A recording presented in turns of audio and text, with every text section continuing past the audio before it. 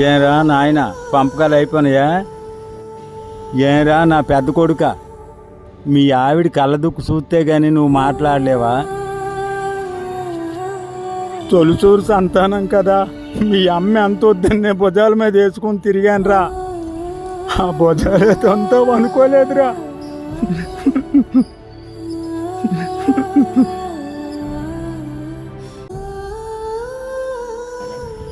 ఏరా నా రెండో కొడుక, నీకు ఆట బొమ్మ లేదంటే గుర్రబండి అయ్యాను కదా.